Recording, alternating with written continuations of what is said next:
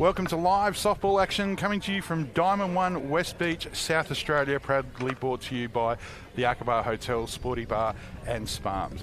We're wrapping up round 15, which kicked off on Wednesday night with two thrilling matchups. Falcons overpowering the Hills in the first and nail-biting 4-4 draw between the Eagles and the Rebels. Today is a crucial showdown as the third-place Seacombe Tigers, 8 wins, 5 losses, take on the fourth place West Torrens, 6 wins, 9 losses and a draw. Stakes are high, especially for West Torrens today. Currently tied in fourth with Sturt, and the Falcons have got a game in hand. The Eagles must keep winning to stay in contention for their historic three-peat opportunity. We acknowledge that today's game is played on the beautiful lands of the Ghana people. We pay our respects to the elders past and present. I'm Anthony Weatherstone. I'll be your play-by-play commentator, and for today I'm joined by two very special guests for making their debut in the commentary box. First, to my left, we have Justina Adams, the premiership winning coach of the Sturt Falcons, and obviously most would know her as the mother of Zali and Neve, a couple of girls that have gone over to college and come back and dominated. Justine is also the head coach of the state under-23s, which have made the last two finals on her watch. But she's just come back from her most recent achievement, which has been the assistant coach to the Open Women's Stars, which won the Gillies Shield. So it's an impressive resume, and welcome, Coach Adams. Thank you, Anthony, for having me. And softball royalty also joining us for the first time on the mic, a genuine legend in the sport in softball, South Australia. Karen Dale, current state under-18 coach, recently led her team to a third-place finish national. The Nationals over in Sydney, improving on last year. Karen's also an Australian women's selector, most recently at the under-23 level. Softball runs deep in the family. Mum, Julie Dale, Softball SA Hall of Fame. Sister Annie Fidge also was a standout player and coach in her own time. Karen's personal playing career is too extensive to list here in full. It's only a 90-minute program, but she is a multi-premiership winning catcher with the Cats, served as both a coach and president of Walkerville, has played a key role in the state high-performance programs, also was on the board of Softball SA. Her legendary catcher's diary from the Walkerville dominant era remains a treasured piece of history, and we're thrilled to have her here today. Welcome, Karen. Thank you very much, Anthony. There you go. So I did tell you it was a big intro. Keep talking, that's fine. You keep talking, there's less we have to say. So we've got two of Australia's best softball minds in the booth. We've got a big game here today between the Cats and, the Tigers and the Eagles. Plenty on the line. Karen, who from Seacombe's going to have some influence here today to make it their win? Ooh, look, I like to say that it takes a village. I think it's going to take everyone. Everyone does their job, just get the basics done. Should take care of itself. And Coach Adams, West Torrens, they're probably most of their supporters are going to be very happy to see the 1-7 in the pitching circle. Yeah, absolutely. In a big game that they've got to win to stay in touch. Yeah, it's great to see Steph back. Not sure if she's pitching at full speed today, but yeah, it's still definitely great to see her in the circle. She'll definitely be a big plus for them today. But their batting lineup 1 to 9. Izzy Benedictson, it's so great to see her back in the lineup. I think she made her comeback last on Wednesday. Yeah, right. So I think their lineup 1 to 9 is pretty impressive. So with solid pitching by Steph, and they've got a great field too. So I think they'll be looking the goods today. So big game today, as I said.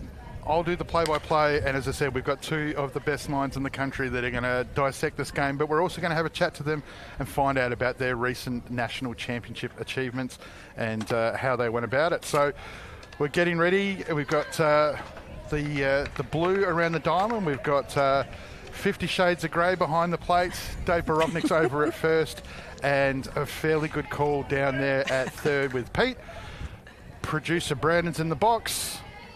Reagan Diaz, national champion of South Australia, in her first at-bat since probably the Nationals. She's facing Steph Trzynski.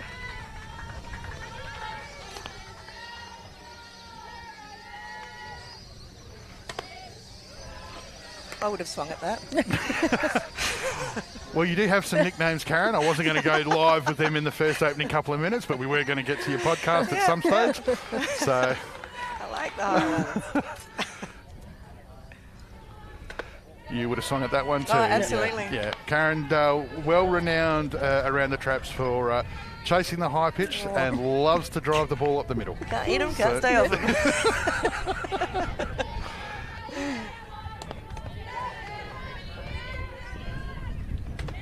Oh, she's going to have to come back in now. Yep. So Steph Trzynski's first 3 pitches for 2025 so far. 3 balls as Reagan Diaz looking to be a base runner. And nice pitch. Yeah, Trzynski comes straight back. Sasha Mutsi, the shortstop, is on deck.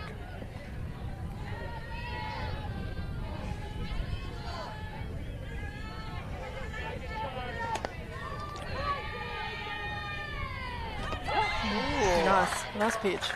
Very nice. Wasn't expecting that. How often does that happen when you leave the box just thinking that that little bit of salesmanship's going to help you get across the line?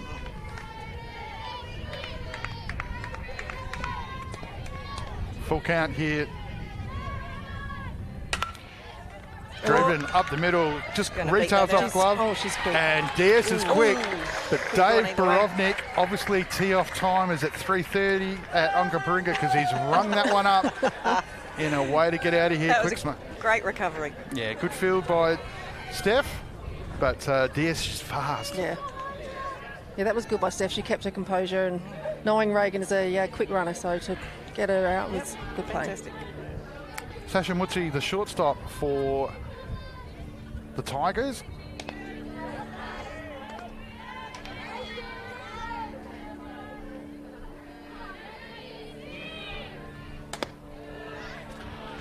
I don't know, Karen. I'll give you that one. I was just Every now and again, I stayed off him. I was just trying to look Every now at and again. I was just trying to think how far up the box you would have been for that.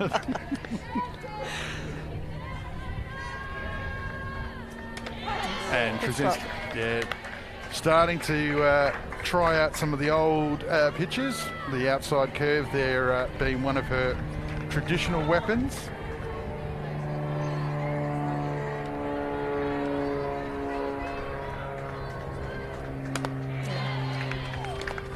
That's a really nice pitch. Right in the zone.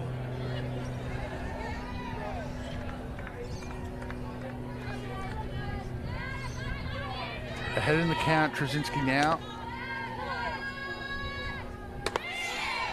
And asks the question on the outside. For those that don't know, or those that were born after 2015, Karen is one of those catchers when Walkerville were in a dominant area. You had some great pitchers, Tony Lohman, Kylie available. And she was a bit of a scientist as Mutsi goes down and balls thrown around to the recently married Lana Kaysler. But Karen, you had the diary, the Bible, the book that if was ever lost, there would be death. There would be. Yes. But it was you were a scientist back in those days, way ahead of your time. Just had all the info and all of the batters, and it definitely helped Walkerville achieve some of the success that it did in its era. Yeah, I took a lot of notes. Big note taker, come back in between every innings, write down exactly what happened with the hitters, where they stood in the box, what they swung at, what we pitched them, and it helped every time we got to finals. We'd sit down before the first final series, go through everything. It's so much information. And it's obviously helpful when you can go to the likes of a Tony Lohman and a Kylie Weatherstone who can deliver. You know, Tony Lohman obviously renowned for just that devastating drop ball that she used to throw back in the day. I was blessed with 2 pitchers of their calibre. They were both fantastic, could move the ball. Underneath it goes Neely Peterson, and Sophie Hoyle at first base looks right into the sun, but gets the job done for 3 up, 3 down, as we'll continue that conversation as the Eagles take to the offence. But yeah, just the ability to call it. But I mean, it's they delivered. Yeah, it's easy to call a game when the pitcher's pitching what you ask them to. Yeah. You can set up the hitters 2 or 3 pitches ahead. You know what you're going to come back to if everything goes to plan. Yeah, but that without that information that you collected though, and obviously that's the skill that you've tried to teach in your coaching over the journey, but also especially with your state 18s. Reagan, of course, was your pitching coach this season, so over in Sydney. Is that something that you were still doing? Oh, definitely. Charting. I encourage all the girls, especially the catchers, but all the girls, when they have their at-bats, come back in, write it down. Any notes, what they got thrown, what they can do better next time, what worked, what didn't. But pitching-wise, Reagan did all our charting for us throughout the whole tournament. Yeah, got some fantastic data that we were updating as the at-bats went on. We'd change our charts so the catchers and pitchers knew exactly what they were doing. And then before each game, next time we came round, we looked at it. And of course, Jill, as our statistician, she had it all prepared before we went. She had the previous year's data, spray charts, everything on them. So we were as prepared as we could be. Yeah. But that makes a difference, and that's one of the reasons, especially the improvement that we saw in the under-18s, because obviously New South Wales and Queensland, considering their per capita data of how many people they've got and how many teams they've got and all the rest of it, but to push New South Wales in the fifth, it's a close one in the to go through. That's a huge achievement for the 18s. Yes, they were so good. We had a few blowouts.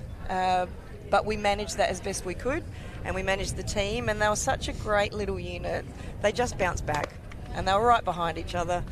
And to come through bad losses, but then to really step up in the next games and come through with some excellent hitting. They just hit all through the lineup. Their self-belief was what got them through, and I couldn't have been prouder of them. Amazing. So, leading off for West Torrens, Coach Adams, you would know this player reasonably well, so because she's now got the word national champion next to her name. Maddie Scott, the shortstop. Yeah, she was fantastic at nationals. A real leader too in the team.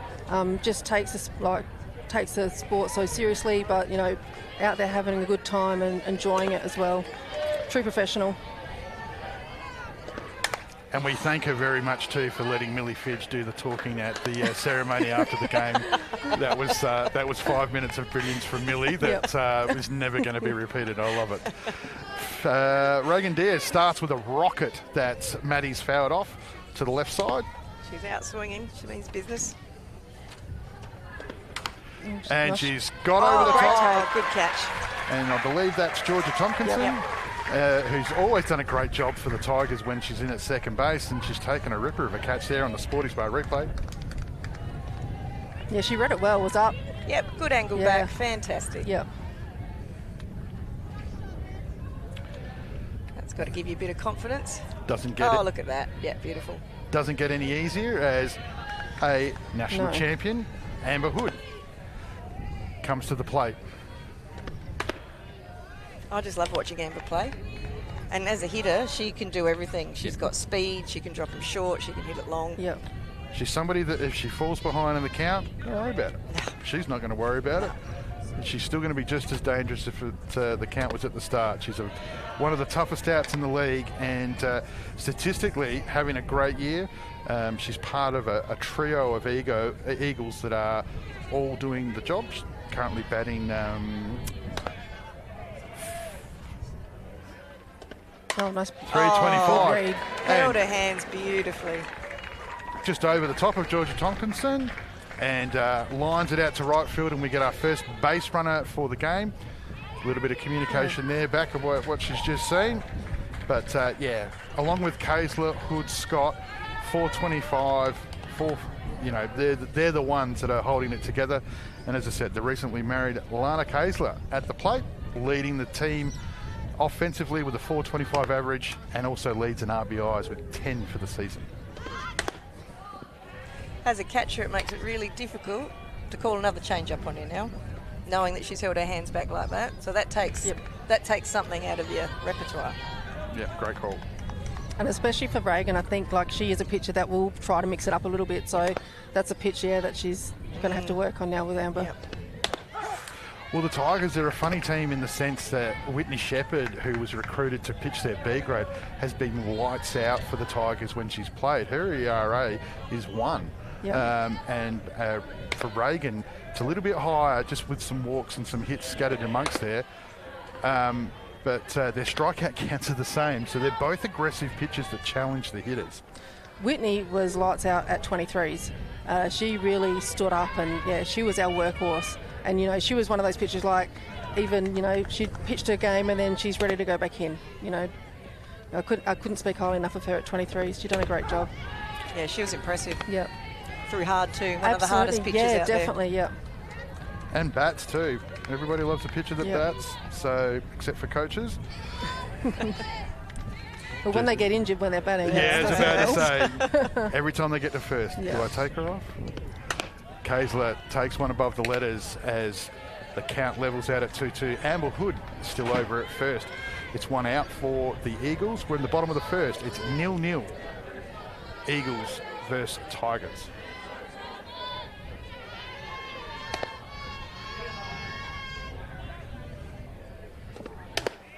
Ooh. Just misses. It's a good pitch. And while we talk about things not getting easier, whilst not a national champion at softball, batting in the 4 spot with a 324 average is the impressive Emma Burridge. Great season last year in their premiership year again, and continuing to get the job done here.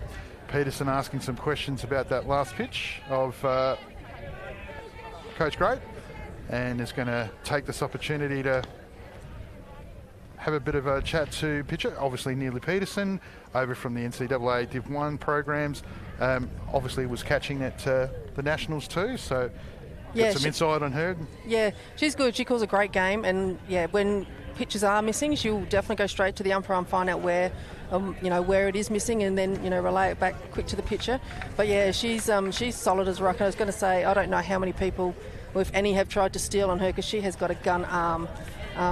I think there was one attempt at Nationals and she gunned her down, and yeah, I don't think there was many attempts after that. Yeah, it's pretty good when you can just remove a running game from the opposition just by the skill of the catcher.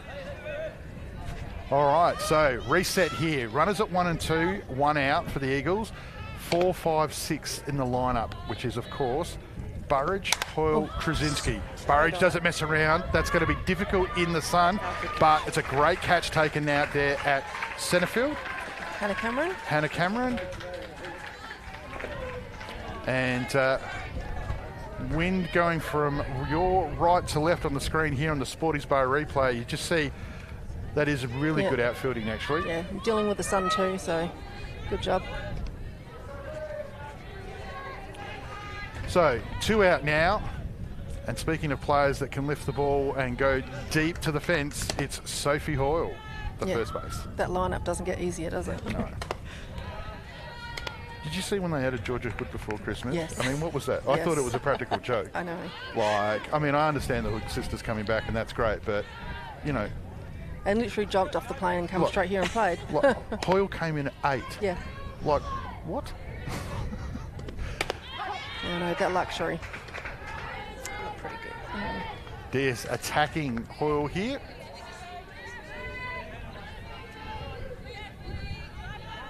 Burridge has replaced Hood in the speed-up catcher role out at second base.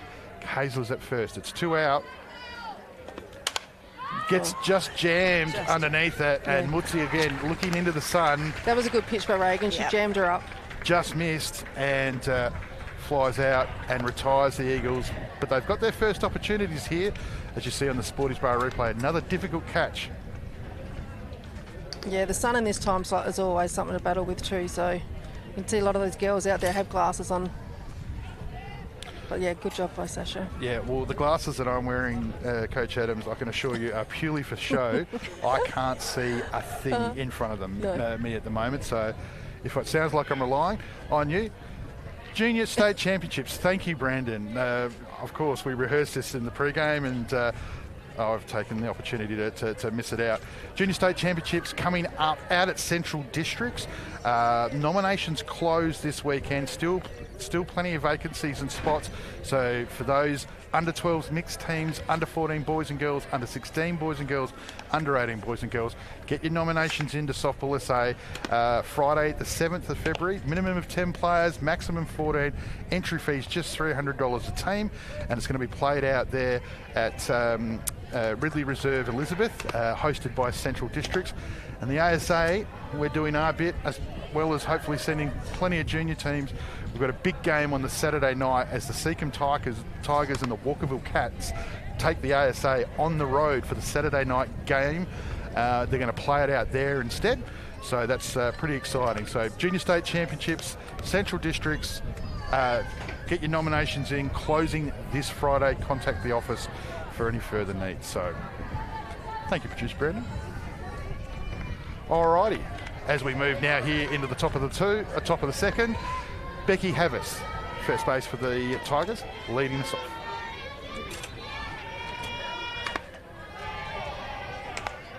Becky was strong at 23. Yeah, she did. She was good. She was one of our captains there. She's a great talker, a good leader on the field. Batted well. Yeah, no, she did have a good tournament. Hit the ball hard. Yeah. Swings over the top of this one. Trzynski, of course, looking non-fussed as ever. 36 degrees and hasn't pitched in anger for some time and looks as calm as anything out there at the moment. Just finding her range, off-speed curve there. Hitting her spots like that too. I mean, we know that she's not throwing at 100%, but yeah, when she's hitting her spots like that, it definitely helps. Lots of spin on the ball.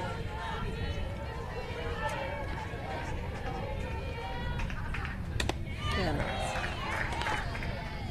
And positive start there for Trzynski as she picks up strikeout number 2 for the game. And it's centre fielder Hannah Cameron, Rob Laidlaw, who's taking his photos and getting his data for his write-ups. Play ball on Facebook Live. Just looking like he's just come back from Bali. So Hannah Cameron, centre fielder.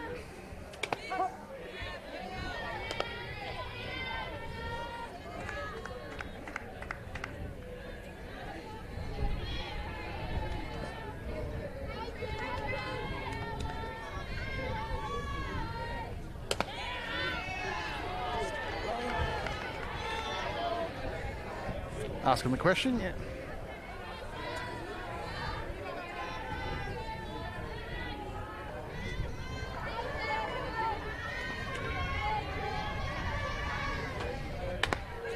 Goes uptown. There's that pitch. Yeah. Cameron goes with it, but gets beaten for speed.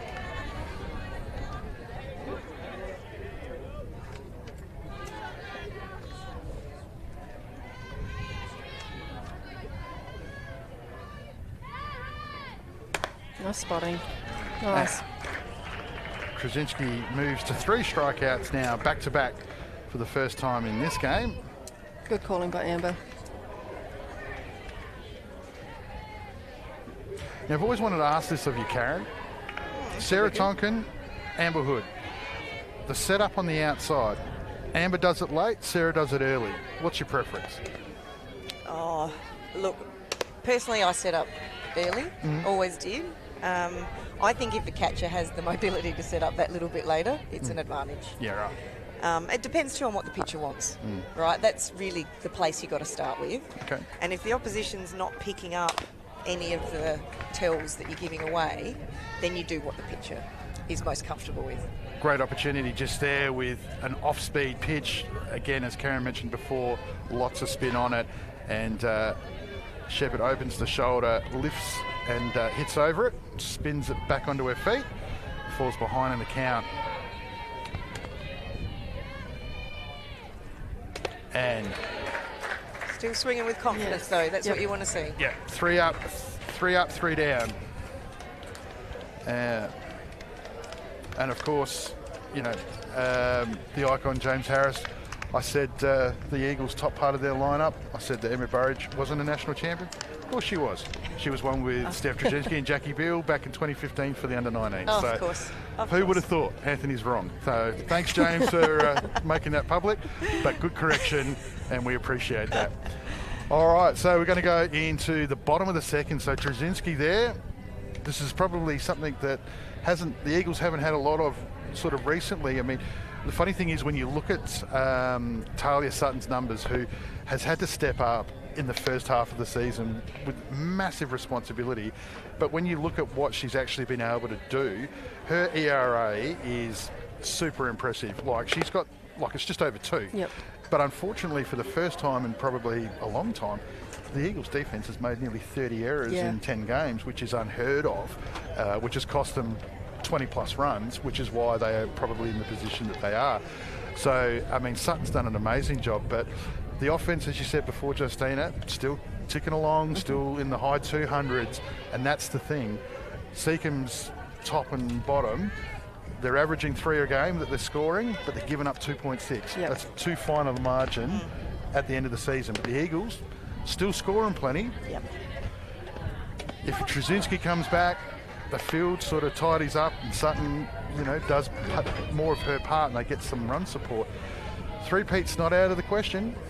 I think Talia Sutton's done a great job for him this year. I think to come in young girl like that and just to be given that chance, it's, you know, been probably a little unfortunate that there has been a couple of errors and they've got some runs on her. But I think on a whole, she's been great for them. She works really hard. Yeah. She works really, really hard. Yeah. And to be able to pitch to someone like Amber, well, that's what a young pitcher wants, right? Yep. Trzynski gets after it and aggressive with the bat. I mean, this is a big game because, you know, like if the Eagles drop this one, that's 2.5 games back and they're multiple games in front of some of the teams. Seacombe's got a couple of games up their sleeve. The Falcons, big game tonight against the Magpies. You've got a game up your sleeve as well. So it's that time of year where it all happens real fast. That's a nice pitch. Yeah, after Christmas, I feel like the games just go really quick and then you're on finals straight away. Yep. So it's important to come out and get some wins and, you know, set you up and, you know, get yourself on a good roll leading into finals. So, we need our bats to come alive. I think Trzynski gets underneath this one, inside pitch. Havas. Just a big jam there as well. Yeah, just working that inside. Havas takes a good catch. And again, as we've said a couple of times, you've got to remember these girls are looking into the sun here on the Sporties Bar replay, so don't think that that's an easy catch.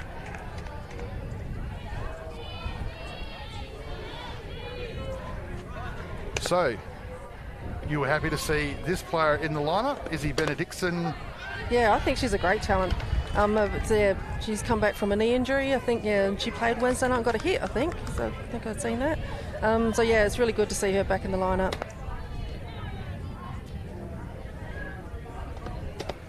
Swings over that one. Caitlin Holt on deck as the DP. Probably her first time being the DP in a Premier League game. And she's doing it for the offensive-led Eagles, which is testament to her. And obviously, Caitlin Holt, only player at the country championships that nominated in the draft and played the weekend. So good on her. Had a good weekend. Izzy's unfortunately just swung on the outside of that one as Diaz picks up her strikeout, bringing Caitlin to the plate. Jackie Beale, the ever-reliable right fielder for the Eagles, on deck. Caitlin Holt. Is he still eligible 18s now, or is she aged out now? She did. Okay. She was in our squad when she did her knee. Yeah, okay. Couldn't play, and then she was too old this year. Yep. So, yeah, the one that got away. Yeah. It's not COVID, it's a knee injury.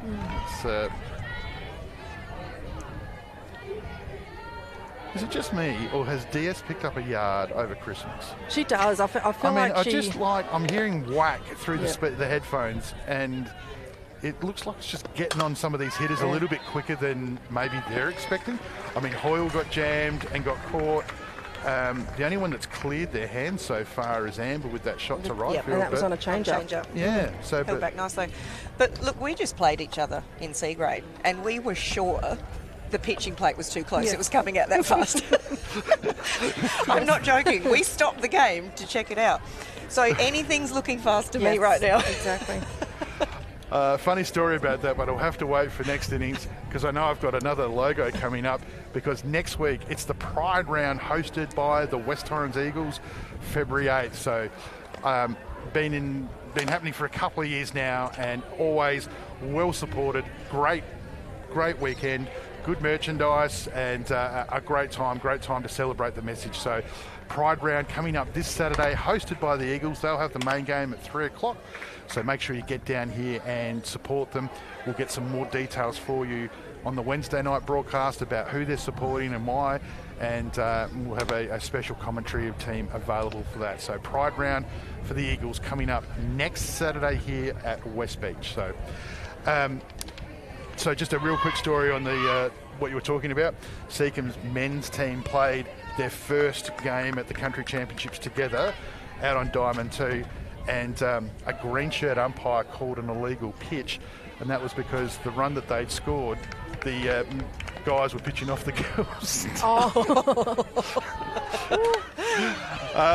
Georgia Tompkinson leads off the top of the third. And tries a bunt. And Amber Hood not happy with the fact that the ball's just out of her reach. Well, that was good, trying something a little bit different. Yeah, trying to get the ball into play. Yeah. Hoyle and Casler, though, jumped on it, of course, as you'd expect. But so we're in the top of the third here. It's 0-0.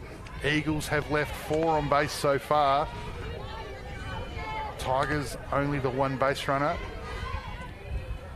In the bottom half of their lineup at the moment, after Tomlinson, we've got Bianca Pash, who's come into the lineup today.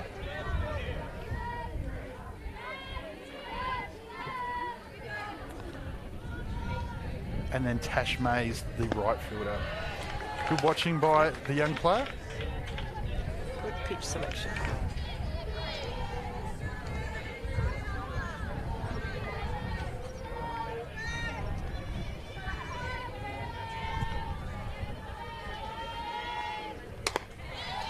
Trzynski picks up where she left off last innings with 3 strikeouts. That's now 4 in a row and is 5 of the first 7. So just back into the swing of things. She's certainly moving the ball. Yeah. It's just messing with their timing. They're not quite grounded. Yeah, those strikeouts include Mutsi, Havis and Shepherd as some of the names that have... So Bianca Pash played 18s last year? Yep. So she's aged out as well? Yep. We lost about 7 or 8 last year. Oh, good job. Good contact on the outside there. Go back on that. Bit of top hand, that would have gone into play. Yeah, very warm conditions down here. There's a little bit of breeze on your TV going from right to left, but when I say little, it's not much at all. It is hot out there today. Good eyes.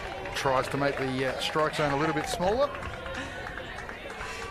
Is that one of the good times to have a 7 o'clock game, Coach Adams? Yeah, that's I did like say today. that to the girls today. Maybe we're lucky that we jagged the 7 o'clock game.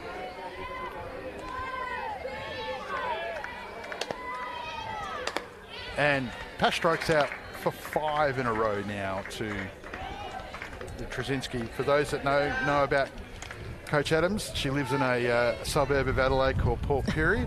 So when she makes a decision to come down to softball, it's a 3-hour commitment both ways, yeah? Yes. So, yeah, big Saturdays. It's nice now that 23s aren't and opens aren't training because I don't have to go up at 5 and be on the road by 5. But yeah, left at 9:30, so that was a sleep in this morning. Yeah, very casual, if you don't mind. Number 9 here, the right fielder Mays. And she's swung over that. So the 3 times that the Tigers have played the Eagles this year, Tigers have won all 3. The Eagles have only scored in one of those 3 games, would you believe? And the Tigers have obviously scored in all 3. Yeah. And 50 Shades of Grey pulls the arm back, and loved every minute of that as Trzynski catches that low outside edge. Well, yeah, I think Seacombe are going to have to, so they'll be back at the top of the lineup. So trying to make an adjustment now against Steph. Striking out, they'll just want to try and get the ball in play here. Coach Benedictson's just having a chat to Gray, and Karen's just ran down to Diamond 2, and she's going to give you a quick update. She's just got back. Yep, that was... Look at that. No, see, and for those that don't know about Karen, she does a lot of marathons. That's why you're sensing no short breath. Yep. Pretty fast too. Over on Diamond 2, it's the top of the second, and the Walkerville Cats are up 3-0. Wow. Yep. Good start for the Cats. Caudle in the middle. I assume so. I haven't looked at the... Because if Trzynski's strikeout count is 6, I'd be interesting to see. She's been a revelation for the Cats. But the one thing about the Cats too, when I was doing the data analysis of this game last night, it's the Cats 11 errors for the season.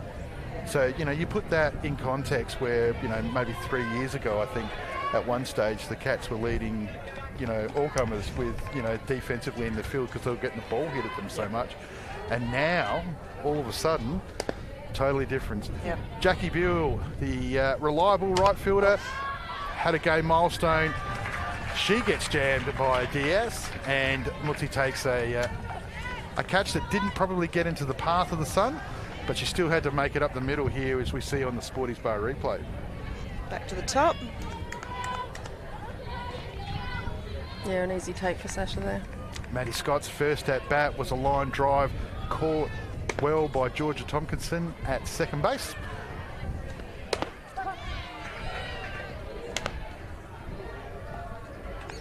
Yeah, Maddie's a threat here too because she's quick. She can put down a bunt.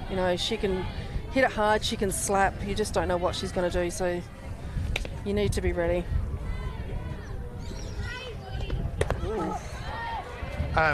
Now, other than the start and finish time of your commentary responsibilities today, which I obviously didn't share with you, one of the other responsibilities is Sparms, one of our sponsors here.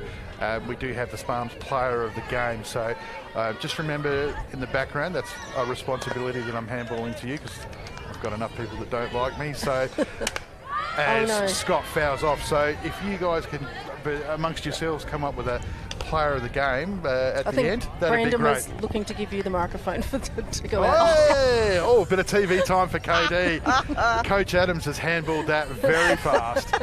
So, well, there you go. Be excited. Karen Dale's going to be on camera at the end of this game. So, nicely done. And she's done the same thing again, Scott, but this time she's got a ball on the up. Oh, she's read that really nicely out there. And it's a great catch out there by Moyes at right field. But take us through that on the Sporty Bar replay. She's just nice and calm out there. Yeah. She turned nicely. She read it in the right direction. Yeah, Maddie just got under it a little. Well, as she took that catch, Maddie was already halfway around first and on her way to second. Yeah. So a spilt ball there could have been anything. Yeah, so. Exactly. That's the thing. And, good runners like that, as soon as the ball is popped up, they will take off hard. And, like you said, a spill there could turn into a double, even a triple, depends where it goes. So, yeah. Amber Hood single to right field in her first at bat, takes one above the helmet. The Eagles look to capitalise on the dominance of Trzynski in her return to the circle today. The Tigers trying to sweep the Eagles 4-0 for the season and put a 2.5 game buffer on them. Hood rolls over this one here and, she's safe. And just beats out the throw from Mutsi. And Dave Perovnik's had a couple of bang plays to call today, and that one, don't worry about tee-off time. He's got her through. Eagles have got a base runner. You see here on the Sporties Bar replay. Mutsi's throw, you just saw that it just had like a bit of an arc at the top of it. And I think that she had to actually go back to it, wait for the ball to come, and then I said Amber's quick. Yeah. Who'd make those calls? Lana Kaysler in batting at 3 for the Eagles. In the top 5 hitters in the league this season, having another impressive year. It's a bit of a luxury too, having your catcher who's got wheels come out and replace them with someone just as fast. Yeah. It's really unfair. Catch a speed up rule in your day, Karen? No. Eagles test the arm of Peterson. Peterson as she releases the ball, you could see was just walking away, very unhappy with herself, as it's a very dusty infield, and I don't think she maybe got the grip on the ball that she wanted. She predicted it, she knew what was going to happen. Mutsi was in the spot, but the Eagles challenge, and not only do they get second, now they've got wheels at third. Yeah. Danger time here for the Tigers. That's aggressive running. Fantastic. I know, sorry, Neely, I think I talked her up too soon. Yes. Chicks do. Yeah. Yeah, but that's another one of those statistic changes when you do the analysis. Like last year, the Tigers were run on heavily. This year, nothing. Yep. You know, so again, they've been able to have their defence, you know, sit behind the pitches. DS, sometimes it's a, yeah, I mean, maybe not the worst walk in the world, but the problem is it's now Burridge, Hoyle, Trzynski. So runners in the corners, 2 out, the only thing in the Tigers' favour. You know, Lana's pretty quick too, so the throw's got to be on the money if they're going to go for the runner. High, Kaesler tries to draw the play. Well rehearsed, well executed, but the Tigers' defence hold their nerve. It's that throw to third that is a coach killer, as you just see here on the Sporting Bar replay. Shallow second comes in. Delayed version by Lana. Interesting to see what they do again here.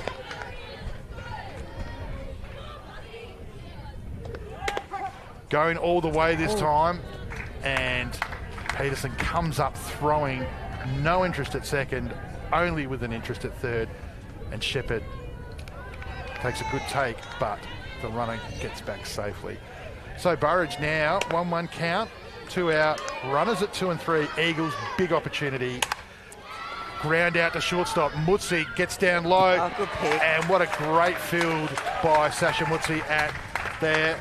And Becky Havers stepping into the infield, making it a little bit smaller, makes the play. Sporting Bar replay. Nice shot. Yeah. Good solid throw and a great pick up there. Becky's good with those ones in the ground. She's got a long stretch and gets her glove down. Yeah, she's always been pretty good. All right. So, 1 month to go. Now it's 2 weeks to go. CFS round. So we've got the Pride round this Saturday coming up, but then the following Saturday, we've got the CFS round up at Anembo Park, the home of the Hills Heat Softball Association. So there'll be a men's game followed by a women's game, and we've got a pitching change we'll get to in just a sec, so there's plenty happening here. So get around, support the CFS Foundation. Obviously they support the firefighters, volunteer firefighters of all the fire brigades that do such a great job up there. Always a well-run event. Again, there'll be some dignitaries up there, a couple of celebs, bit of fun. Always a great feed, a great night at Anembo Park, so be there. February 14th, if you're going to have Valentine's Day, have it up at Anembo Park and watch the Rebels take on the Heat before we bring the CFS round down to Adelaide. Karen, you got some news for us? Do I? Pitching change. Pitching change. Yep, Talia Sutton's coming in to pitch for the Eagles. Yeah, Steph's gone out to centre field. She went once through the lineup. So back to the top again. So I was about to say, let's see what adjustments they're going to make. Yeah, exactly. Change the pitcher, not a bad strategy, go once through. Well, as I said, so the Tigers, Eagles, played 3 times this last year. Eagles have only ever scored once against them in the 3 games that they've played. Tigers have scored every game. And now, with effectively your season hanging by a thread, and here we are, Coach Lamry's had the faith to go to the youngster in Sutton, who, as I said, her ERA has been super impressive. It's just the field that's unfortunately not back to it. So, big job today for Sutton. And she's facing the Tigers at the top of their lineup, 3rd time round. And Reagan's been a pitching coach with 18s for the last few months, so straight into it. That's the best thing about state softball. Mates one day, enemies the next. It's a beautiful thing. But Isn't that good, though, how it brings somebody like Talia, who's obviously, getting extensive coaching from Dad Matt Sutton, who's obviously well-renowned, and then getting an opportunity with people like Reagan, who's obviously international experience. That's huge. Reagan was fantastic with them. She taught them so much, not just about mechanics, but about everything with pitching. Very, very good. Oh, that's a nice pitch. That's a really good change-up, but it's really well picked up by a national champion in Reagan Diaz as she gets herself on board. Yeah, she read that well, held her hands, drove it through. Lovely pitch, though. Yep. All right, so here we go. Top 4, 0-0 ball game. Plenty on the line. Musi struck out. Now lays down a good bunt. Sutton jumps on it, comes up, throws. Burridge at second. Comes over to first. Takes the throw, but she's advanced the very, very fast Diaz. And now the Tigers, their 2 big power hitters, get an opportunity with a runner in scoring position. It's a good play by Talia there, jumping on the ball. She didn't hesitate, she just went straight for it. So Peterson this season has put a couple of balls over. She's shown she's got some immense power. Havers to follow.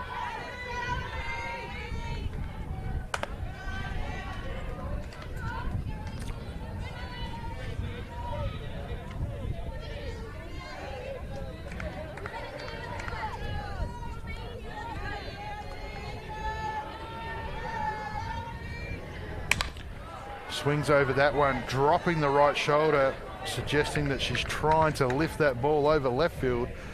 And Sutton levels that can up. So by her own testimony, I reckon she would be disappointed with the 208 average with Peterson.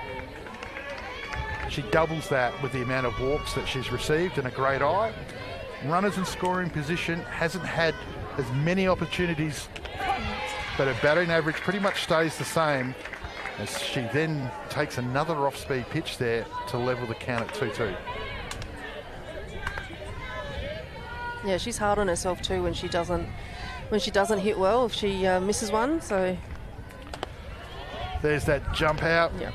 I was talking about, Karen. I've been wanting to ask you, and of course, why not ask you when we're live on air? Why not? Sorry about the Sarah Tonkin reference there. I've always been wondered, because Tonks she gets over there early, and it's like she gives. Oh, Peterson gets underneath that. Kaesler has a think about it, but I think that might have bounced off the sun and just fallen outside foul. But I've always wondered, because of the thought of a pitcher, if she's throwing to a target or Hood, there's more of deceiving in there. She's now done it early, so just a Peterson picks a walk after a good battle there with Sutton, and the Tigers now in the top of the 4th in a 0-0 game with plenty on the line have runners at 1 and 2. It's a pitching change. Sutton's come in. Becky Havas comes to the plate. Good person to bring to the plate right now.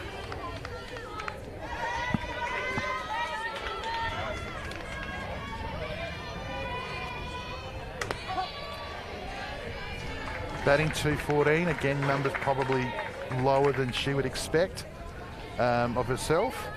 Obviously the talent.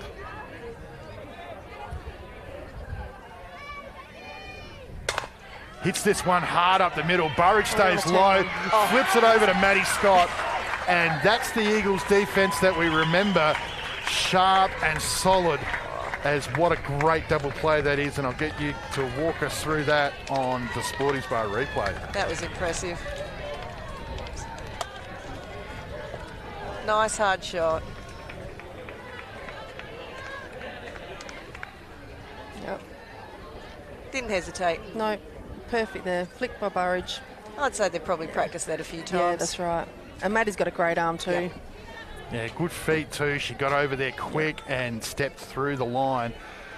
Moving into the bottom of the 4th now. We're at the halfway point of this game. So it was a big change defensively with the young Sutton coming in, doing a good job.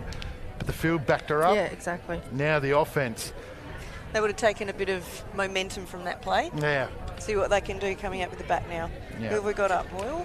So it's just Hoyle, Trzynski in the DP Holt. So, and Benedictson, and then the DP Holt. So Coach Matt Sutton there doing some of the assistant work. I've also seen through my glasses that don't work. I can see that Danny Moffat's over there, who's returned down from Queensland doing some work with the Eagles. Coach Thomas and Coach Lamry. So they're on the edge of a historic three-peat, hard to get to.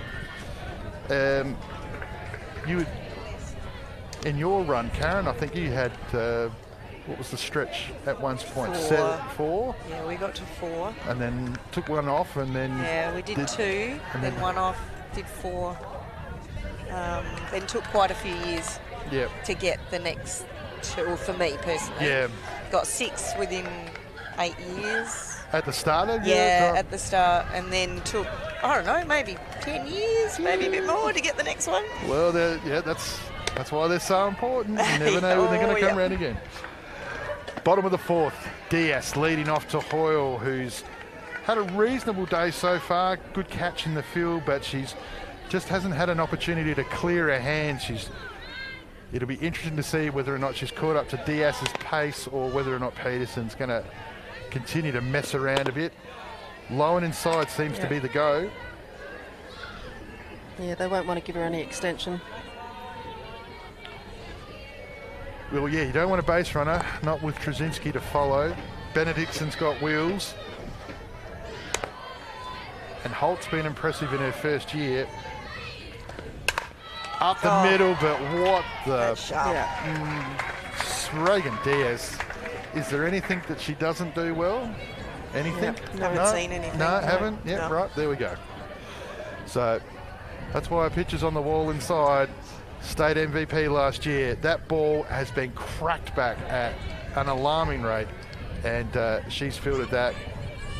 Kylie would appreciate the underarm throw to Becky at first. Steph Trzynski comes to the plate at 1 out and gets brushed back off the plate. Sorry, Coach Adams, that's an inside joke. Just back in the day, my wife needed to have a relay between her and the first base person. We had to field shallow second. You were going to regret this. So, no, she never watches. Wasn't a big overrun throw unless she was out at left field. Good change up there as she goes ahead and, nope, not rewarded. So a good pitch by Diaz. 1-1. Important a couple of at-bats here for the Eagles, because the next time they come back round, they will be at the top of their line, and it'll be the 3rd time they've seen Diaz, and that tends to be when the Eagles unlock things. So they'll need to keep the pressure on. Yeah, but I'm wondering if there'll be a pitching change with Whitney Shepherd coming on, which they have tended to do, Seacombe. Well, I've just been trying to watch her in the field as far as has she been doing any sort of whimpering, and doesn't seem so yet. Trzynski leans back over the head of left field. Trzynski's going to test that ankle out and and just jog over to second, and that'll do. Coach Lamry points. She's happy with that, and the Eagles get their base runner in scoring position, and the youngsters Benedictson and Holt here on the Sporties Bar replay. Yeah, she was all over that pitch. Bianca couldn't do much out there but just chase.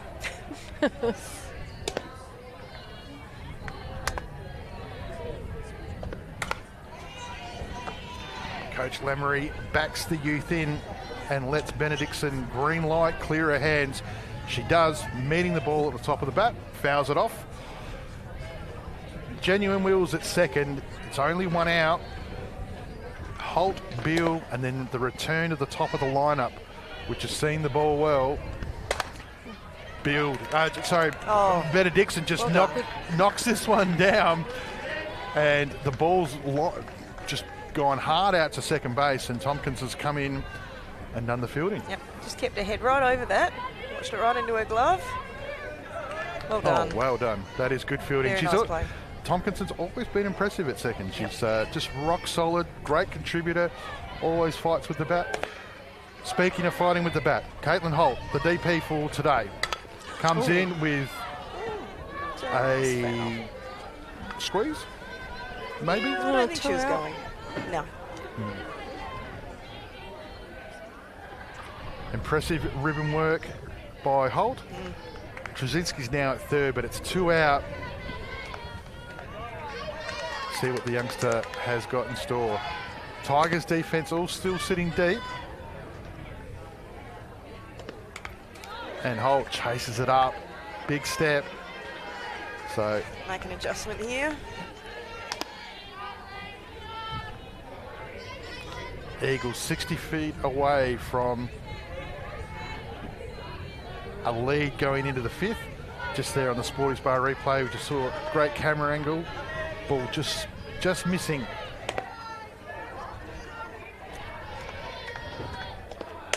And that's a good swing, but it's a better pitch. Yeah, it's a good pitch. So the Eagles threaten yet again. The Tigers will be coming through the bottom half of their lineup. The Eagles will be coming through the top part of their lineup. It's the top of the 5th.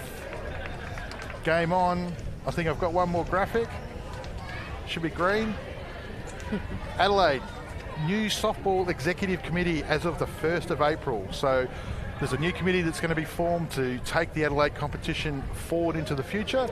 It'll be a committee made up of 6, 7, 8 particular positions, and then the clubs will form a group of delegates underneath that and provide feedback. So Adelaide trying to transition as it moves towards its own association in the goal in the future.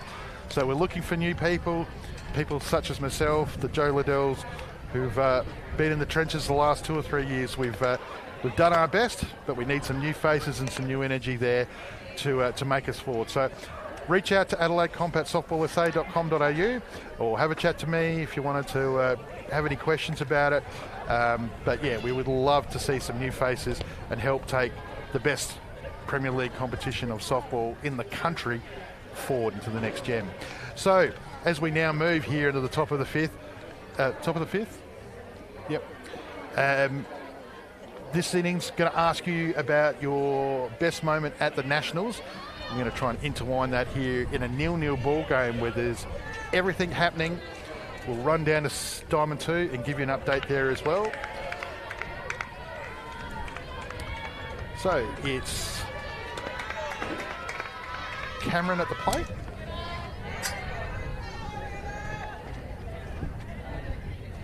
Yep.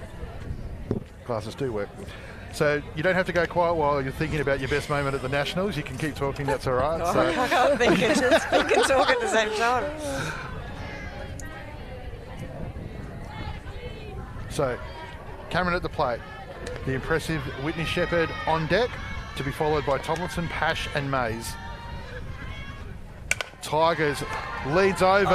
Maddie Scott, if you don't mind, on the hunt for votes, has done a great piece of fielding there. She's attacked that ball without hesitation, picked it up on the jump, and that's flash work there by the Australian Spirit.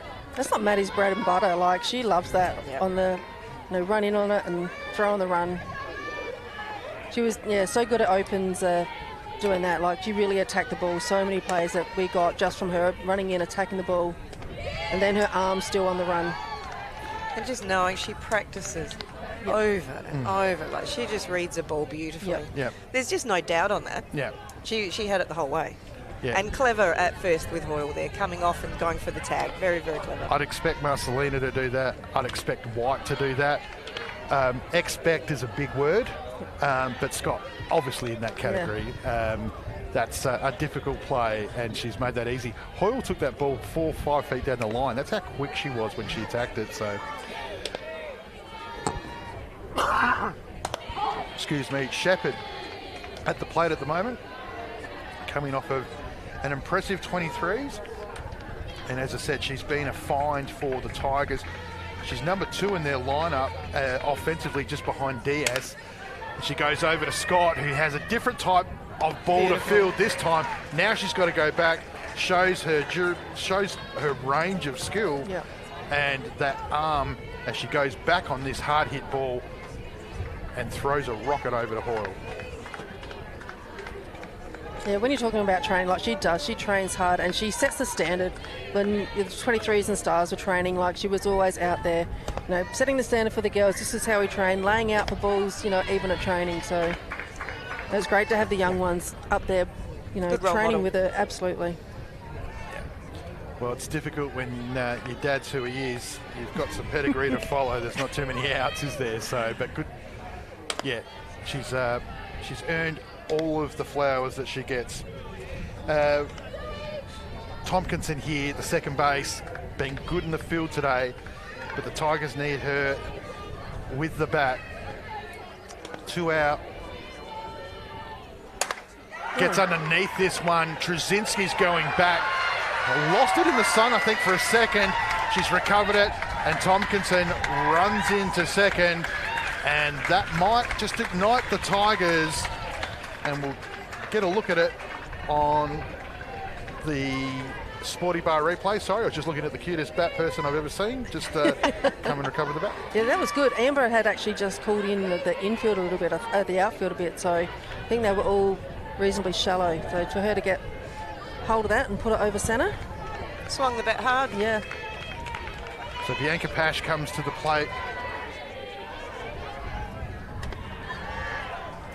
Seacombe have had a barbecue running all day today, so still running for a little bit longer. So if you haven't had a feed yet, get around. Bacon and egg rolls, sausages, orange juice. So, and good piece there, fouled off. Quiz night next week. So Tigers, everything's happening down there at Seacombe, but they need Bianca Pash right now to follow her teammate in Tompkins here. Take on Sutton, grounds out over to Burridge, stays low, calm as you like, and that's why they've won the last 2 back-to-back. And that's all Talia needs to do, is just, you know, trust her field, get the ball in play, those ground balls, and her field will do the job for her. That's right. So we'll start with you, Karen. Under 18s over in Sydney, an impressive week. Obviously, you know, difficulties with the squad numbers and selection, but you worked and put your program forward, and then on that stage just delivered over the course of the week. What was the best thing about it? I can't say that there was one best moment. I will say the best feeling was when we won our first final, and we knew then that we'd gone one better than the year before. So that was a great feeling, but there were so many great moments when our team were just hitting back to back to back. There was no one person that everyone relied on. We relied on everyone. You know, that was going to be the only thing to get us through. Yeah. Our goal was to play, train and win as one. Yeah. And that's what we had to do. It was a great little unit. They all had each other's backs. It was a really positive environment. So just to see them all step up when it counted, and to see the belief they had in themselves, I think that was the difference. That really was. So that's awesome. Yeah. What's so, you know, question without notice, what's the plan moving forward? Looking to do that type of thing again, or follow the group through? Go to coach. Look, I don't know. It's the one thing I find most difficult with the under 18 age group is that you get them for 2 years. Yeah. If you're lucky, you get them for 3. But just at that point. Jackie Beale, the number 9, comes up, and Shepherd's gone and quite safely fielded the ball, and she's thrown it over, and it's missed first base, and the Eagles out of nowhere have a base runner at 2, and Coach Flammery. That was nice. Yeah, that was good. Making something happen. Yep. So Shepherd's throw was just on the inside of Tompkinson, who'd already committed to the base. Good backup by the youngster out of right field. Little bit of a fumble here. Yeah. That could have taken the extra base, but you don't want to get out on that. So Maddie Scott's line drive to to second base, and then gone deep to right field. So anything's possible here. Don't think for a moment that she can't hit the other side of the diamond, because I've seen her do that plenty times where she just turns inside out with the ball, centre right, centre left. Oh, there it is. She'll score on that easy. So Bill will score Scott in a hurry, round second, rounding third. She's going all the way. Throw comes from the cutoff at the plate. And Maddie Scott, infield, home run, Eagles 2, Tigers 0. Coaches, unpack that for us on the Sporties Bar replay. That was impressive. Yeah. Well, you said it, Anthony, that ball that she gets inside out, and that was right in the gap. And with her speed, she's always going to look for home. That cut-off was probably really deep, so, yeah, good job to Coach Lamery to seeing that and sending Maddie. They looked a little bit short, to be honest, knowing that she can hit the ball very hard and long. Yep. But, yeah, she scored easy in the end and didn't hesitate. And, look, as a base runner, you got to keep going until you're held up. Yeah. That minute you think, I don't think I'll make it and hold up, that's the difference. But, no, she was going for it. She was pretty keen and... like the relay set from Seacombe wasn't necessarily bad. Peterson had the ball in the right spot. Got it was just Scott beat him for speed. Took on the arm. Hood goes to carry the momentum on and then pulls out at the last second, and the ball just comes off the bat for a foul tip. Well, yes. That's So I was saying that's the hardest bit about the 18s is only having them for 2 years, three if you're lucky when you get them coming up through 18s. But Hood gets underneath this one, drops the shoulder. Tompkinson looking into the sun. Got a hand up there. Yep. That's nice and safe. That's experience of a young player shown there. Playing with a lot of confidence there. That's really good. Yeah, you're right. I mean, and obviously you see coaches sort of carry groups through and stuff like that. How many of those players that you've got age out? We only lose 3. Yeah. But look, I do love this age group because I think there's a lot of stuff I can offer them at that age group. So I really enjoy it. I'm just saying that's a downside of it. I really enjoy working with that. Had a pretty good crew too. Linda Martin's handy assistant. She goes all right. Williams on the books. You got Pash in the workout room. She kept the team together. My goodness. It's a pretty cool setup. Without Kathy Pash with us, we would not have made it that far. We had both our shortstops out with knee injuries. They both came back on the diamond because of the work she does. We have poor Zoe. Every body part I think was hurting on her. And again, if it wasn't for Kathy, she wouldn't have been back out there. And so, she was such a solid player for us. So, definitely worth her weight in gold. Kaysler looking to try and keep momentum. Third walk for the day. And, Lana that's unfortunately just her MO. And I can imagine, well, no, I can't actually imagine because it would never happen to me, but I could just imagine what it must be like to be that genuinely feared that the only player I can think of off the top of my head, Karen, would be Mary Ann, who would just be frustrated as anything because is there any chance that anybody's going to throw me a strike today so I can play? Well, no, because the chances are that you're going to put that ball into a car park somewhere.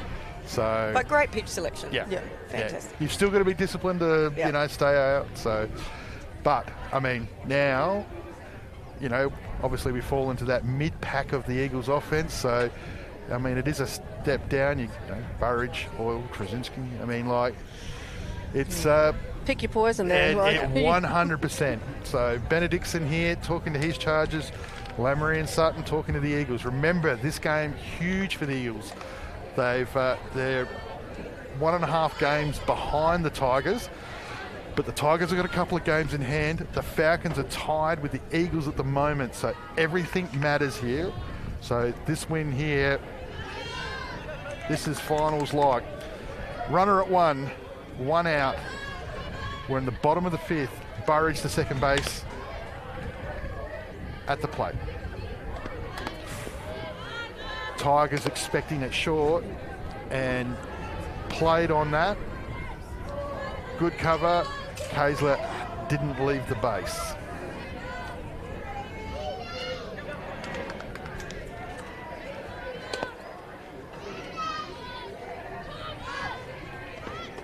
Low.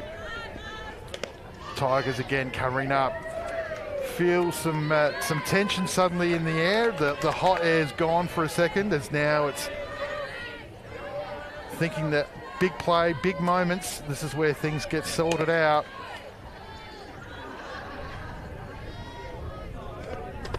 Diaz still throwing hard, but Burridge forcing her to throw the count. Hoyle carefully looking at that speed. She's had 2 opportunities, jammed both times and hasn't cleared. Eagles would love another base runner.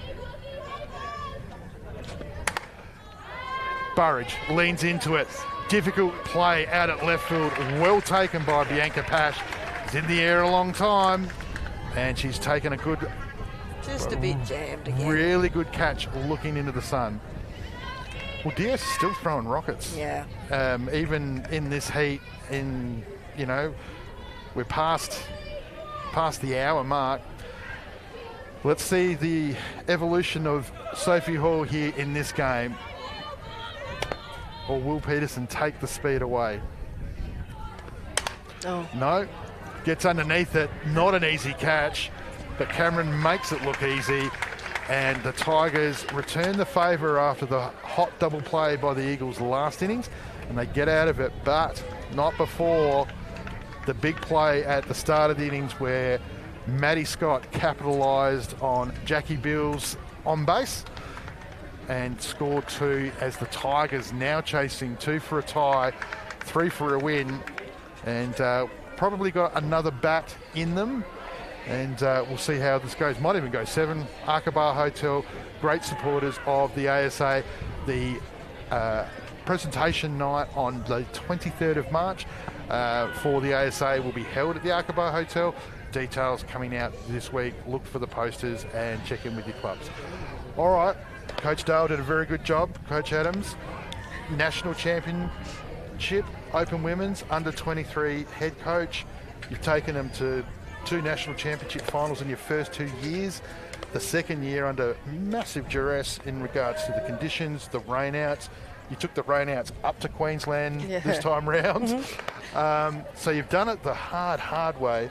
So something from the 23, something from the Open Women's. Yeah, the 23s, we were ready to go, and it was actually quite hard because most of our team we hadn't actually trained as a full squad until we got to Brisbane, because half of our team were a lot of college girls, so they were more or less flying into Brisbane. And just meeting each other there. And because of the rain, we weren't actually able to have our training. So we did a lot of batting in the cages leading up. Tash May's leading off Seacombe here, top of the 6th, the right fielder.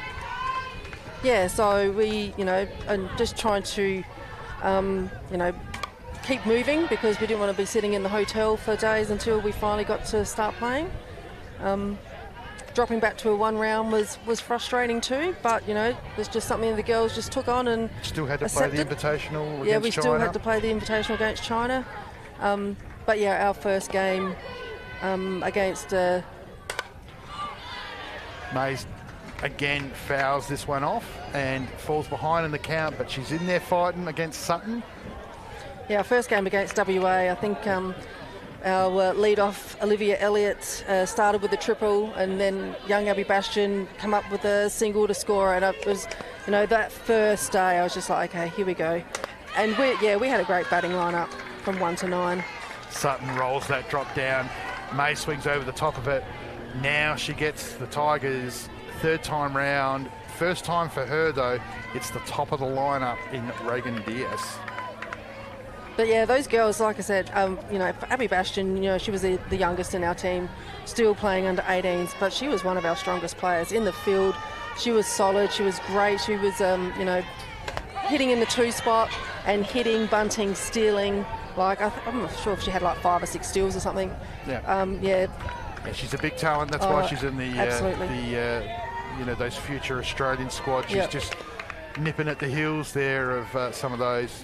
Talking about players like Maddie Scott who work hard. I mean, every time I see Abby Bastion, she's either fielding something or she's, Steve Smith air swinging. It never ends. And she's just a sponge. At training, she just listens to everything. Like Brie Marcelino and Maddie, they would just be talking the whole time. Diaz has been cautious, unlike her in the first couple of pitches of her at bat, but then explodes on the outside and puts it going towards right centre, but it's fouled off and gone over right field. Behind in the count. But yeah, I think our semi-final against Queensland was definitely up there. We got off to a good start and, got that win and had the game break. Grand final, I'm still pretty, still reeling over that. I've only just been able to bring myself to watch it. A game that, it should have been ours. Happy that I brought it up then. Sorry about that. No, that's information that might have been helpful 60 seconds ago. Yeah. But Diaz swings over the top of this one, fighting anything close. Still pretty proud of the girls for getting there. We played hard through the week, and having the one round, it does make it hard because you have to win to get to make finals. So trying to make that rotation of players. She was injured too. She was injured leading into the grand final too. So like Whitney had been our workhorse, but she was one of those girls. Yep, give me the ball, I'll do it. Super glue on the fingers and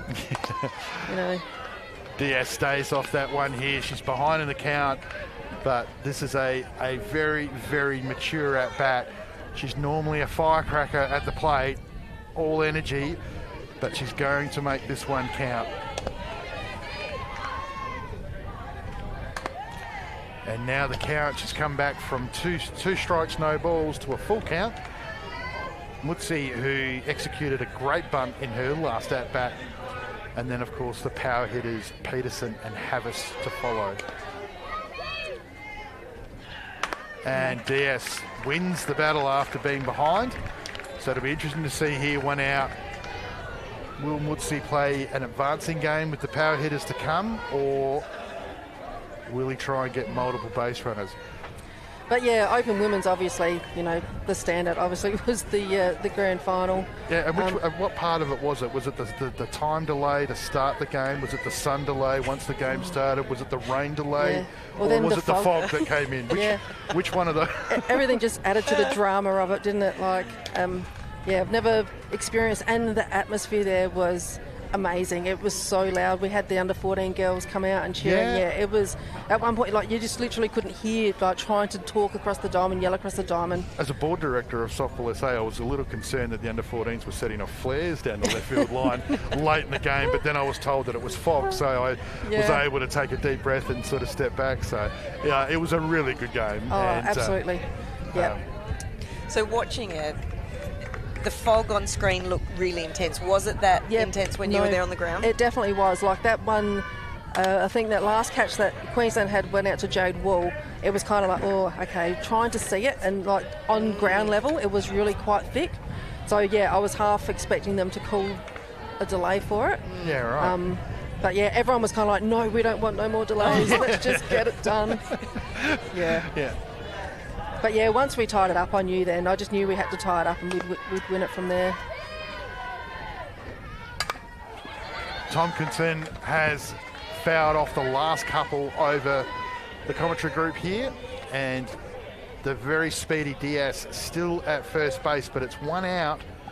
So having to be cautious. You can see that Diaz wants nothing more than to steal that 60 feet, which he has done plenty of times this season.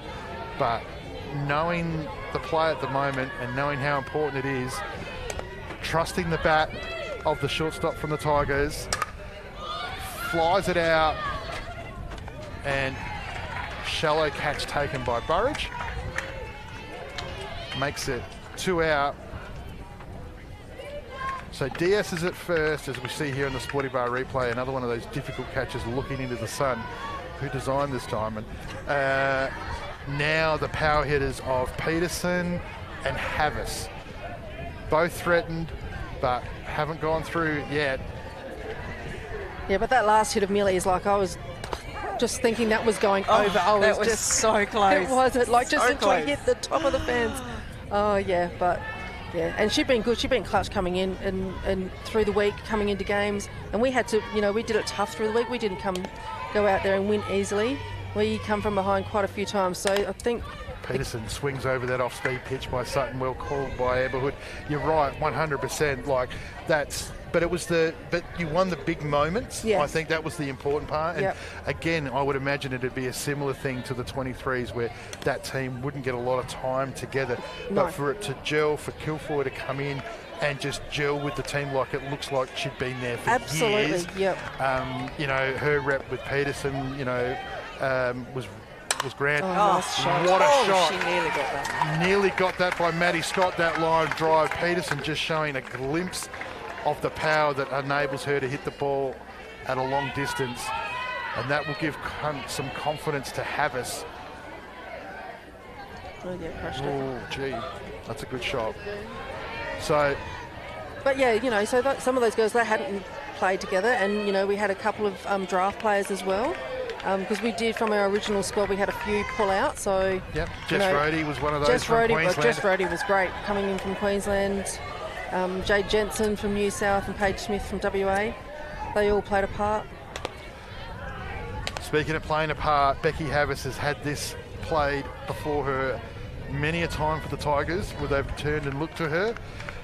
She is the go-ahead run here in the top of the sixth. The speed of Diaz at second, the power of Peterson at first. Cameron to follow on deck. They're chasing two. Eagles will return for probably one more back as this game comes to a conclusion.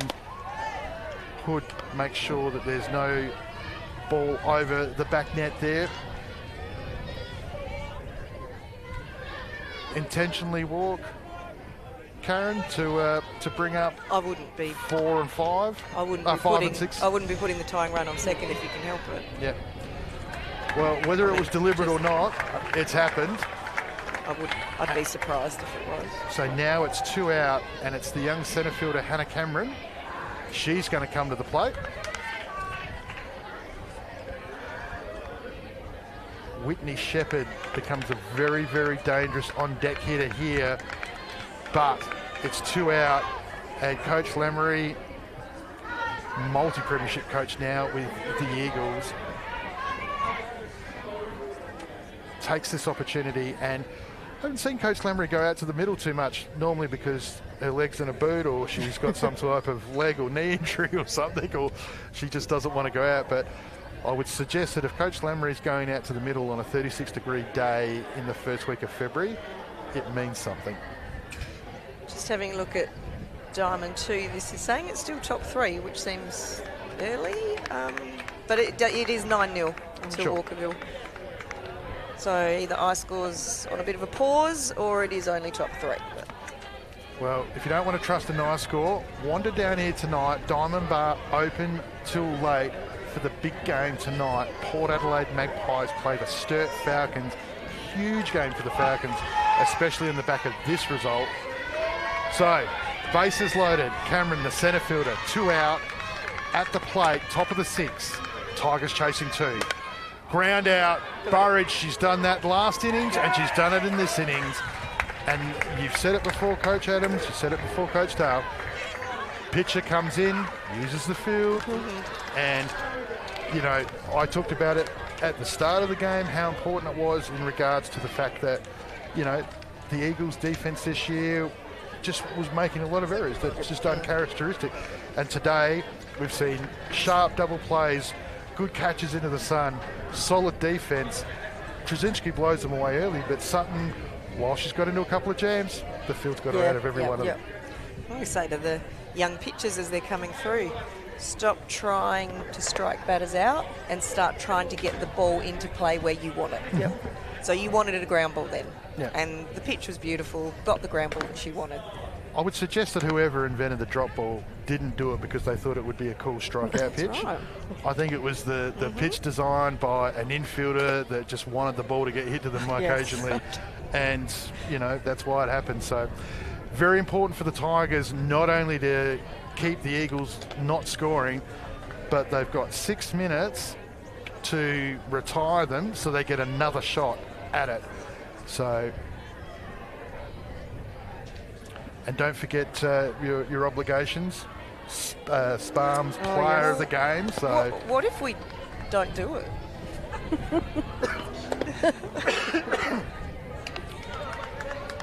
I've known Karen Dale a long time, and normally when Karen tells me that nothing's going to happen, I tend to just nod my head and go with it. So, look, we can have a Sparms player of the game without going out there, if that's what you're talking about. There is a bit of shade in front of us. It's a difficult pick because Trzynski's been impressive, Scott's been impressive, Diaz has been impressive, Hood's been impressive. Whitney Shepherd has to wait an eternity for that ball to bounce down to her, and she does, and the Tigers get a very much needed lead-off out on the Sporty Bar replay. Good arm too. 5 minutes now, so Tigers will want this quick, Eagles will want to drag it out, and Diaz has made her intentions clear. She's dialed it up a bit, hasn't she? And she's not throwing around the zone. It's hit this if you can. Benedictson at the plate. Caitlin Holt. The DP is on deck, which means it's Beale, and then we're back to the top. And Coach Lamry will be happy to see that. A foul ball, another pitch, and another 30 seconds goes down there.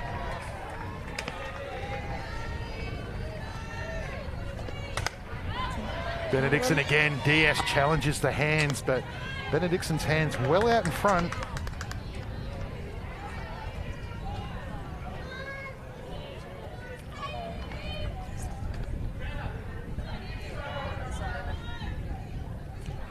Lots of pressure here. Gets jammed again in the same spot as Benedictson and has the same repeat out that she did last time. She just, that inside pitch just can't get that right hand through, and 2 outs to the Tigers. So you would suggest that that means that they're going to get another at bat.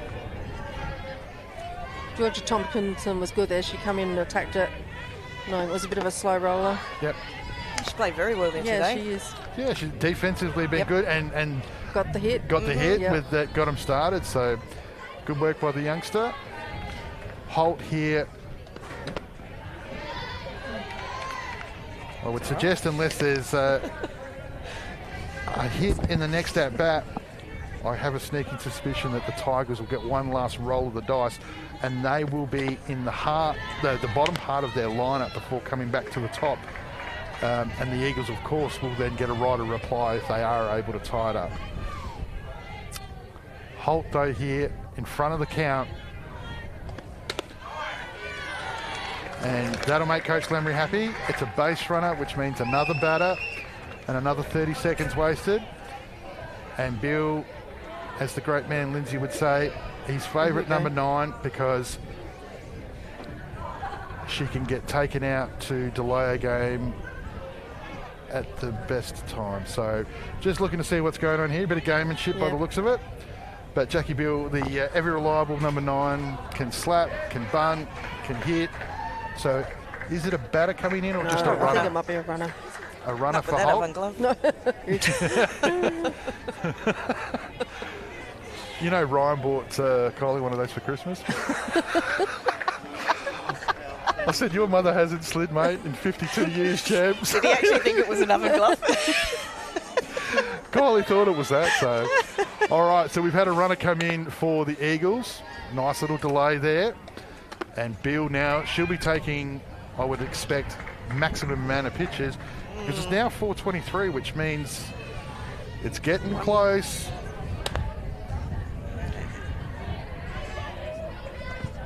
Down and low. Diaz, she's been trying to quick pitch this innings, and it's the last batter. It's thrown her radar out now because she's just trying to hustle through, but you understand it.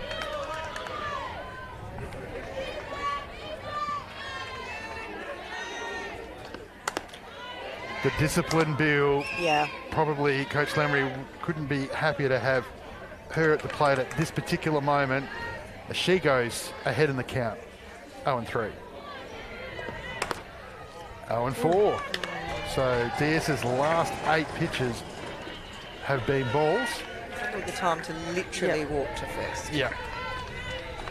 And Maddie Scott, who's one of the contenders for the Sparms Player of the Game, and Coach Lamry just making just sure. to seal the deal. Yeah, we've all done it. Yes. It's 4:24, but Maddie Scott, who's been a lightning in the field and has had a long shot.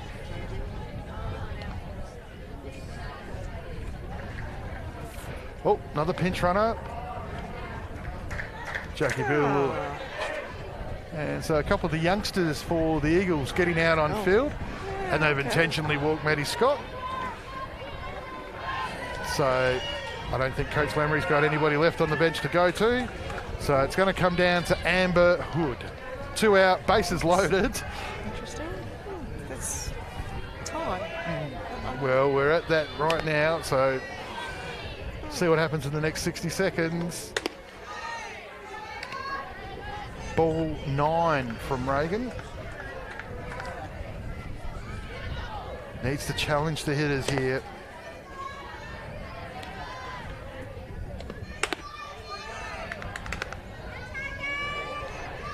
Because the quick pitching, the worst thing would be a walked run. Yep. Because that would seal it. It's 26 past 9.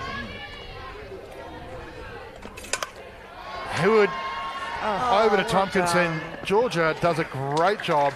She's been great in the field today, but Blue Grey has thrown his arms in the air and called it. It's thirsty drink time, and the Eagles, in a very, very important game, have run out winners 2-0. And Coach Dale, Coach Adams, your Sparms Player of the Game is? We're going with Maddie. Yep. Maddie Scott? Yep. Yeah, very good, very good. Thank you so much for doing this on short notice. We really appreciate it.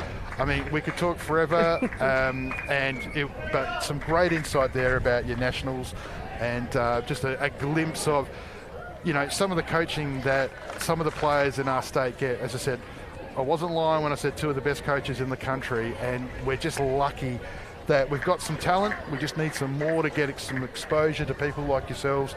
The 23s will come. You can't keep on falling short by 1 or 2. Yeah, I know. And I think that Nationals thing, I think that's definitely got you across the line. And Karen, great job with the 18s. That was just amazing.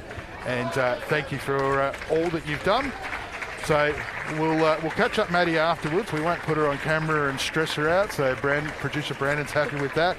Wednesday night, it's a repeat of last Wednesday night. Sturt versus Hills.